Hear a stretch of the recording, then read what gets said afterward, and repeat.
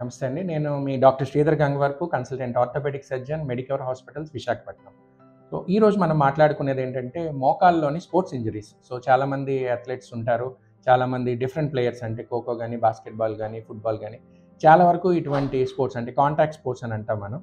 So ఈ sports activities చేసిన వాళ్ళలో చాలామంది మనం ఇంజురీస్‌కి లోనవ్వడం అంటే దెబ్బలు తగలడం అనేది మనం చూస్తామండి.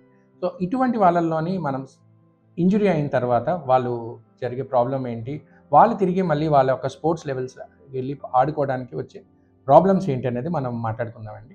సో ఎస్పెషల్లీ ఈ ఇంజురీస్ అయినప్పుడు ఎప్పుడైనా సరే ట్విస్టింగ్ ఇంజురీ అంటే కాలు మెలికి పడడం వల్ల ఈ లోపల ఉన్న లిగమెంట్స్‌ని గానీ లేదా వాషర్స్ అంటే మెనిస్కస్ అని అంటాం.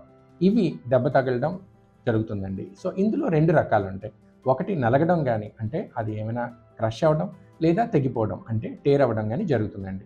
సో ఈ రెండిటిని ప్రాబ్లమ్ ఉన్నప్పుడు మనకి డెఫినెట్‌గా మోకాల్లో నొప్పి రావడం జరుగుతుంది. అలాగే పడిపోయిన వెంటనే 1, 2 రోజుల్లో మన కాలు వాపు రావడం జరుగుతుందండి. సో ఎప్పుడైనా సరే మనకి కాలులోని వాపు వచ్చి మోకాలు నొప్పి ఉన్నట్టయితే ఈ 2 లక్షణాలు కనిపించినప్పుడు ఖచ్చితంగా మనం ఆర్థోపెడిక్ డాక్టర్ గారిని కన్సల్ట్ చేయాల్సి ఉంటుందండి. సో ఎస్పెషల్లీ ఈ ప్రాబ్లమ్ ఉన్నప్పుడు మనం ఫస్ట్ చిన్న ఎక్స్‌రే తీయటం జరుగుతుంది. ఎక్స్‌రేలో మనకి ఎముకకు సంబంధించి బోన్‌లో ఫ్రాక్చర్ ఏమీ కనపడదండి. సో ఎప్పుడైతే ఈ వాపు నొప్పి ఉండి మనకి ఎక్స్‌రే నార్మల్ ఉంటుందో మనం డెఫినెట్‌గా ఇది లెగమెంట్ ఇంజరీ కింద సస్పెక్ట్ చేయడం జరుగుతుంది.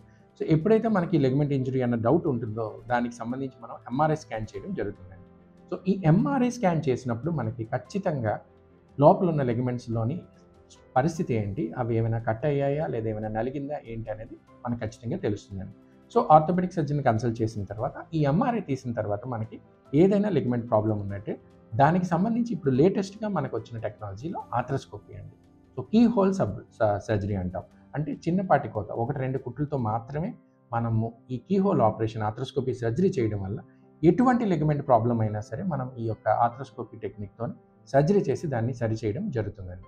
సో ఈ సరి చేసిన తర్వాత చాలామంది స్పోర్ట్స్ పర్సన్స్ ఉన్న డౌట్ ఏంటనంటే నేను పడిపోయిన తర్వాత ఇంజరీ అయ్యి మళ్ళీ ఆపరేషన్ చేయించుకుంటే నేను ముందులాగా వెళ్ళి మళ్ళీ నేను స్పోర్ట్స్ ఆడగలనా?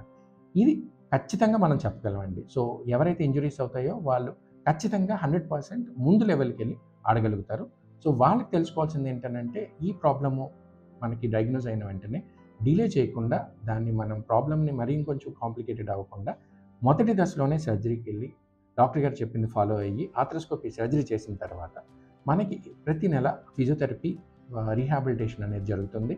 సో ఆ ఫిజియోథెరపీని ఫాలో అవ్వడం వల్ల ఖచ్చితంగా మన యొక్క మోకాలు జాయింట్ ఆపరేషన్‌కి ముందు డ్యామేజ్‌కి ముందు ఎలా ఉన్నదో ఆ స్థాయికి మనం స్ట్రెంథెన్ చేయడం జరుగుతుందండి.